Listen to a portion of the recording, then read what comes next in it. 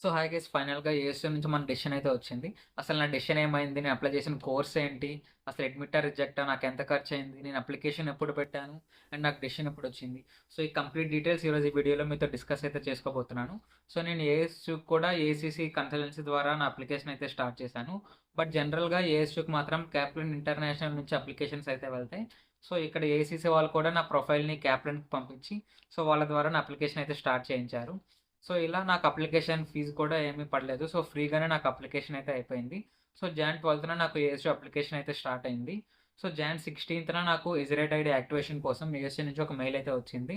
So అది create చేసుకున్న next రోజే నాకు నా అప్లికేషన్ అనేది సక్సెస్‌ఫుల్‌గా సబ్మిట్ అయిపోయినట్టు నాకు యూఎస్ఏ నుంచి ఇంకొక మెయిల్ అయితే వచ్చింది. సో ఈ మెయిల్ వచ్చిన కొన్ని డేస్‌కి జాన్ 26న నా అప్లికేషన్ అనేది ఇన్‌కంప్లీట్‌గా ఉన్నట్టు నాకు ఇంకొక మెయిల్ అయితే వచ్చింది. సో ఓపెన్ చేసి చూస్తే నా ఐఎల్ స్కోర్ అయితే రిపోర్ట్ చేయలేదు. సో నేను ఐడీపీ ఓపెన్ చేసి నా ఐఎల్స్ కోర్స్ అయితే రిపోర్ట్ చేసేసాను. సో ఇది రిపోర్ట్ చేసిన కొన్ని డేస్‌కి, సో ఫిబ్రవరి 22న నా అప్లికేషన్ అనేది అండర్ రివ్యూలో ఉన్నట్టు నాకు ఏఎస్‌యూ నుంచి ఇంకొక మెయిల్ అయితే వచ్చింది. వచ్చిన 4 డేస్‌కి అంటే ఫిబ్రవరి 6న నాకు ఏఎస్‌యూ నుంచి డెసిషన్ అయితే వచ్చింది. And finally we got an seat into masters in information technology. And ఇది వచ్చేసి పాలిటెక్నిక్ క్యాంపస్‌లో అనమాట. So Tempe main campus. So టెంపేకి అండ్ పాలిటెక్నిక్ క్యాంపస్‌కి మనకి పెద్ద డిస్టెన్స్ అయితే ఏముండదు. సో మనకొచ్చే డిగ్రీ సర్టిఫికేట్ అయితే ఒకటే. అండ్ ఇన్ కేస్ మీకు పాలిటెక్నిక్ క్యాంపస్ వచ్చినా మనకి టెంపే నుంచి ప్రతి 15-30 మినిట్స్‌కి ట్రాన్స్‌పోర్టేషన్ అయితే ఉంటుంది.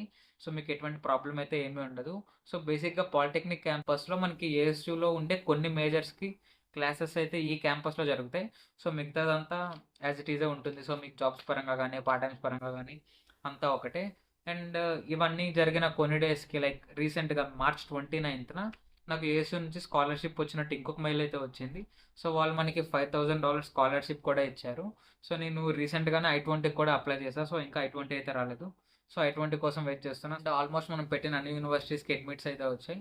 సో అన్నీ చూసుకొని ఏదో ఒక దానికి వెళ్దామని అయితే డిసైడ్ అవుతున్నా. సో నేను ఏ యూనివర్సిటీకి వెళ్ళానో దాని గురించి కూడా ఖచ్చితంగా వీడియో అయితే చేస్తాను.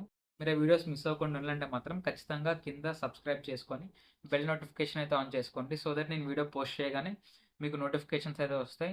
సో నేను ఆల్మోస్ట్ నాకు వచ్చిన డెసిషన్ వీడియోస్ అన్నీ అయితే పోస్ట్ చేశాను.